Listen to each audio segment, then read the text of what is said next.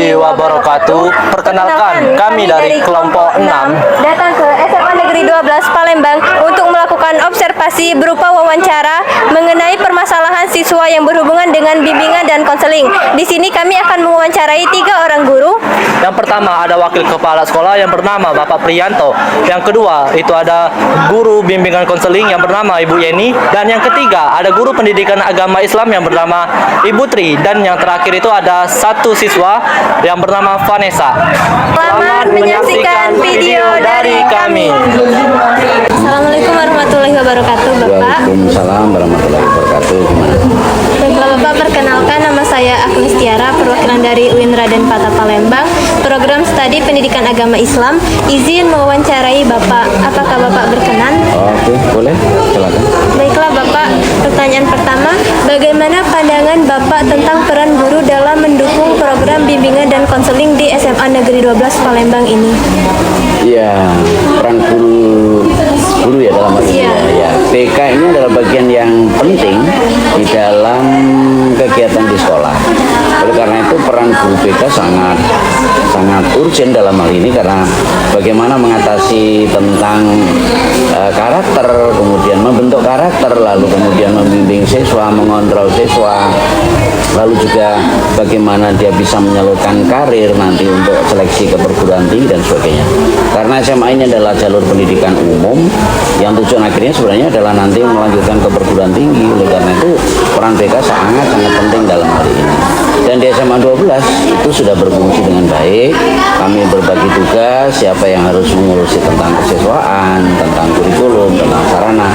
Begitu juga dengan bagaimana membentuk karakter dan penyaluran siswa untuk ke perguruan tinggi, biasanya dikelola oleh bimbingan konseling. Baiklah, Bapak, pertanyaan selanjutnya, kebijakan apa saja yang telah ditetapkan oleh sekolah untuk memperkuat koordinasi antara guru wali kelas, guru mata pelajaran, dan guru BK itu sendiri? Ya, di kurikulum sekarang bukan hanya wali kelas dan guru BK saja, sekarang ada namanya guru wali ya. Ada satu lagi tugas guru menjadi guru wali. Jadi koordinasi dari ketiganya ini sangat kuat, sangat penting gitu ya. Jadi pembagian tugasnya, kalau guru BK itu sebagai koordinator umumnya ya, mencakup seluruh siswa, baik kelas 10, 11, dan 12. Kalau wali kelas itu hanya di kelasnya masing-masing yang mengkoordinirnya tentang administrasi siswanya. Ya, misalnya pengisian raport, kemudian hadir dan tidak hadir, nanti guru wali kelas dalam hal ini. Nah, guru wali dipisah lagi, di dalam kelas itu dibagi lagi ada 2 guru wali yang tugasnya adalah mengontrol karakter, kemudian pembimbing akademik siswa. Jadi kalau di perguruan tinggi namanya ada pembimbing akademik, di sekolah juga ada pembimbing akademik, namanya guru wali. Nah, untuk mencapai keberhasilan anak secara keseluruhan, ini selalu kerjasama. Misal ini ada masalah yang tidak terselesaikan oleh guru wali, maka akan kerjasama dengan wali kelas. Begitu pula tidak terselesaikan, maka bersama-sama akan diselesaikan bersama dengan BK. Sehingga ketiga ini adalah sebuah circle yang memang selalu bekerja sama dan berkoordinasi. Di SMA 12 itu sudah berjalan. Baiklah, Bapak, pertanyaan selanjutnya, bagaimana mekanisme koordinasi yang diterapkan antara pihak sekolah dan guru BK terhadap siswa yang memerlukan perhatian khusus, Bapak? Ya, terima kasih. Di sekolah kami ada 2 siswa yang berkebutuhan khusus ya. Karena sekolah ini adalah institusi, artinya kita tidak boleh menolak untuk siswa-siswa yang berkebutuhan khusus. Jadi memang di awal ketika siswa itu masuk, maka ada namanya psikotes. Jadi tes kemampuan psikologinya ya. Kalian ini banyak hal yang bisa diperoleh dari situ untuk nanti menentukan apakah ini memang berkebutuhan khusus dari sisi akademik atau hal yang lain. Nah, lalu kemudian itu digunakan sebagai pedoman ketika nanti kita akan memilih jurusan dan sebagainya. Lalu kemudian bagi anak-anak yang sudah terindikasi berkebutuhan khusus, maka dia diperlakukan secara khusus meskipun dia belajarnya bersama-sama. Jadi perhatiannya lebih khusus karena memang anak-anak ini perlu pendampingan secara khusus. Nah, selain guru BK, memang guru yang mengajar di kelas itu kita berikan pengertian dan kita juga berikan tugas untuk membimbing anak yang berkebutuhan khusus tadi. Ada memang yang agak keterbelakangan berpikir, lambat berpikir lah gitu ya. Ada seperti itu. Ada 2 siswa siswa di sini, dan itu semua sampai saat ini guru-guru tidak ada yang melaporkan kendala terhadap penanganan anak yang berkebutuhan. Baiklah, pertanyaan selanjutnya, menurut Bapak kendala utama yang sering dihadapi BK di sekolah ini apa Pak, dan bagaimana cara penyelesaian dari masalah tersebut? Iya, yang sering dari guru BK adalah ketika anak itu jarang masuk sekolah ya, lalu kemudian ketika dipanggil orang tuanya dan orang tuanya berkesibukan sendiri. Kalau hal lain tentang kenakalan remaja, saya pikir masih batas yang wajar dan bisa ditanggulangi. Nah, kalau kaitannya tentang komunikasi dengan orang tua tadi dan orang tua sulit untuk dihubungi, nah ini yang menjadi kendala biasanya. Kalau yang lain tidak ada masalah. Dan kalau cara penyelesaiannya bagaimana Pak? Kunjungan ke rumah. Jadi kalau orang tua yang dipanggil tidak mau datang atau tidak sempat datang, maka guru BK bersama guru wali biasanya datang ke rumah. Kunjungan ke rumah, menanyakan apa yang menjadi masalah, kemudian kita guru BK dan guru wali akan, dan juga guru wali kelasnya akan menceritakan sebenarnya apa sih kondisi yang terjadi anaknya di sekolah gitu. Terus kemudian kita tentu minta dukungan orang tua untuk keberhasilan anak ini ke depannya seperti apa. Misalnya malas, mengapa malas, kemudian kalau dia lambat untuk mengerjakan tugas misalnya, dan itu sifatnya masif dari semua mata pelajaran, maka ditanyakan apakah ada orang tua di rumah mendampingi dan sebagainya. Karena keberhasilan anak sungguh bukan hanya dari sekolah tapi juga dari rumah. Dan memang orang tua menjadi peran. Ketika itu menjadi masalah, memang kita yang jemput bola, mengunjungi orang tua. Iya. Itu yang kami lakukan di sekolah. Terus ini permasalahan yang sangat riskan menurut saya kan Pak. Misal anaknya itu sering sekali melakukan kesalahan di sekolah tapi orang tuanya itu tidak terima, malah melaporkan gurunya ke polisi. Itu bagaimana menurut pendapat Bapak? Memang paradigma baru sekarang dengan adanya pemberlakuan itu, guru tidak boleh ini dan tidak boleh itu dibatasi dengan berbagai hal ini, memang akan agak menjadi kesulitan bagi kami. Tapi meskipun demikian, kami harus mengelola kebijakan yang ada untuk dapat menjalankan bagaimana mengedukasi orang tua kaitannya tentang pendidikan ya. Ini kan ada pengajaran ke pendidikan ya. Kalau pengajaran sih di sekolah, tapi kalau kenakalan remaja dan sebagainya kan kaitannya tentang pendidikan. Jadi kita berikan pengertian kepada orang tua ketika orang tuanya tidak setuju, dan sampai sejauh ini nyaris tidak kita temukan di SMA 12. Jadi ketika ada masalah orang tua kita panggil, dikomunikasikan, orang tua bisa nerima gitu, dan sama-sama kita kelola ke depannya agar menjadi lebih baik gitu. Baiklah Bapak, mungkin pertanyaannya cukup sekian dan terima kasih banyak sudah mau meluangkan waktunya kepada kami. Terima kasih juga sudah datang ke SMA 12. Inilah kondisi sekolah kami yang tentu di samping kelebihan banyak juga kekurangannya. Ya Bapak. Terima kasih ya Ya, atas Bapak. kunjungannya. Baik. Assalamualaikum warahmatullahi wabarakatuh. Baik Ibu, di sini saya Ustazah Sania Salsabila dari Universitas Islam Negeri Udan Kota Palembang ingin mewawancara Ibu selaku guru BK di SMA Negeri 12 Palembang. Ya, langsung saja Ibu. Pertanyaannya itu, apa kendala utama yang paling sering dialami oleh siswa di kelas Ibu yaitu di SMA Negeri 12 Palembang dalam 1 sampai 2 tahun terakhir? Dan juga solusi apa yang Ibu berikan untuk mengatasi permasalahan tersebut dan juga mengapa solusi itu efektif? Baiklah, sebelumnya perkenalkan dulu, saya Ibu Yeni dari SMA 12 itu mengampu mata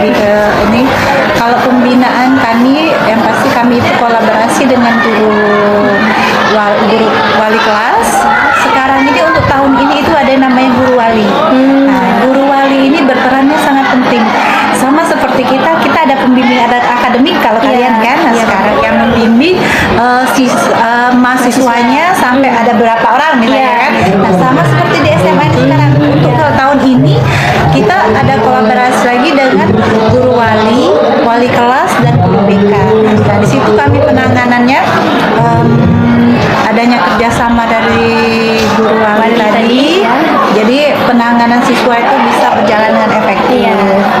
Mungkin itu saja. Ya, baik. Dan juga lanjut ke pertanyaan kedua Ibu. Dan juga bagaimana Ibu menilai peran guru mata pelajaran dan juga wali tadi dan juga guru agama dalam mendukung pelaksanaan program BK di sekolah? Oke, untuk perannya itu sudah menjalankan perannya masing-masing, ya kan. Kalau untuk permasalahan yang biasa terjadi, ya kan. Kalau guru BK ini kembali ke permasalahan siswa, ya kan. Kalau untuk kami, kalau kolaborasi dengan guru mata pelajaran itu apabila mereka bermasalah dengan nilai. Terus lagi kami juga bukan hanya dari guru mata pelajaran pun ke wali kelas, ya, itu memberikan anak-anaknya mana anak-anaknya yang kurang, istilahnya motivasi belajarnya kurang, atau misalnya dia tidak membuat tugas, ya kan, itu.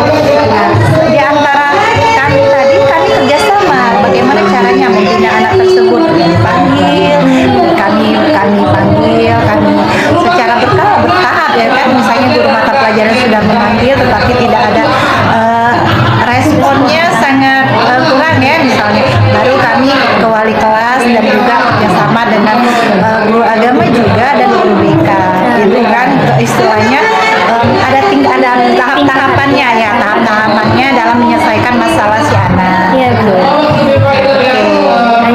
Dan selanjutnya itu ada pertanyaan selanjutnya, itu tantangan apa yang Ibu hadapi dalam implementasi program BK di SMA Negeri 12 Palembang ini, Bu? Kalau tantangan secara ini ada, ya, cuman hanya dalam program itu pelaksanaannya. Terkadang pelaksanaannya tidak sesuai dengan yang kita harapkan. Terkadang kan, apalagi kita mengharapkan misalnya dalam menyelesaikan masalah si anak ini tadi, diharapkan ada perkembangan yang baik. Ternyata kita si anak tadi belum ada perubahan, perlu adanya konsultasi dengan ke orang tua, istilahnya kan bertahap lagi istilahnya dalam menyelesaikannya. Itu saja. Kalau misalnya istilahnya program dengan pelaksanaannya yang kurang istilahnya kurang maksimal. Nah, itu. Iya. Dan juga ini menurut Ibu bagaimana strategi terbaik untuk meningkatkan pemahaman guru lain dan juga tentang pentingnya program BK ini, Bu? Dengan adanya sosialisasi, kan, istilahnya kalau misalnya dalam pembuatan program itu, ya kan, kami juga ada yang namanya sosialisasi ke pihak sekolah. Misalnya bisa dengan mempresentasikan, ya kan, misalnya ke siswa, ke orang tua, ataupun juga dengan guru-guru lainnya. Istilahnya kami juga dalam program itu kan memang ada dan bagaimana cara mengimplementasikan BK itu, ya, program BK di sekolah, ya kan, itu. Baik, Ibu. Itu saja, Ibu, mungkin, Ibu, pertanyaannya. Terima kasih, Ibu. Ya. Ya, para tadi yang akan mewawancarakan Ibu Tri sebagai guru agama. Nah, pertanyaannya, dalam kasus tertentu, apakah Ibu itu terlibat dalam pendampingan siswa di bimbingan konseling? Bagaimana menurut Ibu? Kasus, ya? Ya, sebagai kasus-kasus. Kasus yang terjadi di SMA 12 Iya. anak di sini. Biasanya guru PA itu sangat terlibat mengenai akhlak siswa. Ya. Jadi guru agama Islam berperan sebagai guru yang dalam pelajaran agama itu langsung memasuki nasihat-nasihat atau wejangan atau membentengi akhlak siswa. Ya. Sudah. Nah, baik, pertanyaan yang selanjutnya, menurut Ibu bagaimana kontribusi guru agama dapat ditingkatkan dalam program bimbingan konseling di sekolah negeri 12 ini? Kontribusi. Ya. Jadi kalau masalah kontribusi, memang guru PAI pendidikan agama Islam khususnya bekerja sama dengan guru BK bimbingan konseling. Ya. Tidak bisa terpisahkan antara dua itu. Dua-dua ini sama-sama memperbaiki akhlak siswa. Ya. Di mana bimbingan konseling mencatat semua kasus-kasus yang terjadi dengan anak yang bermasalah. Kemudian guru agama Islam tadi membimbing dalam pelajaran agama Islam. Ya. Itu kontribusinya. Jadi lebih ke akhlak serta dididik. Oke, Bu. Nah, pertanyaan terakhir, itu ada kendala apa Kendala, ya. apa yang Ibu temui ketika melakukan pembinaan siswa ya terhadap di bimbingan konseling tersebut? Nah, banyak nih pembinaan yang apa kendala tantangan. Ya. Tantangan itu mereka nih masih kurangnya ilmu agama. Oh, gitu. Kurang ilmu agama sehingga apa namanya belum tahu aturan yang mana benar, yang mana yang salah, yang mana yang boleh dilakukan, yang mana yang tidak boleh dilakukan. Iya. Baik. Jadi benar-benar guru agama penting nih di dalam pelajaran itu menanamkan apa namanya nasihat mengenai akhlak siswa terutama di sekolah, misalkan tentang kedisiplinan, cara berpakaian yang baik, cara bermake tidak boleh di Ya. sekolah. Nah itu yang penting untuk guru agama menjelaskan ke siswa-siswa, merokok tidak boleh, Ya. pacaran tidak boleh. Ya. Sudah, Bu. Dan- Ya, baik. Terima kasih, Bu. Itu saja mungkin wawancara dari saya. Saya mohon maaf kalau ada kata salah. Iya, apa? Ya. Saya akhiri. Wassalamualaikum warahmatullahi wabarakatuh. Assalamualaikum warahmatullahi wabarakatuh. Waalaikumsalam warahmatullahi wabarakatuh. Saya Anissa Muhammadi. Di sini saya akan mewawancarai adik Vanessa. Apakah adik sudah bersedia? Ya, saya bersedia. Apa kesan pertama kamu ketika kamu mendengar kata BK? Awalnya saya mengira BK diperuntukkan untuk siswa yang bermasalah dan nakal. Namun saat ini saya mengetahui bahwa BK adalah tempat bagi siswa untuk mendapatkan bimbingan dan bantuan dalam menyelesaikan berbagai masalahnya. Apa permasalahan utama yang dihadapi oleh adik sendiri dan bagaimana guru BK tersebut membantu kamu untuk menyelesaikan masalah tersebut, baik dari pribadi, sosial maupun akademik? Oke, saya mungkin menghadapi masalah pribadi seperti kesulitan dalam memahami pembelajaran.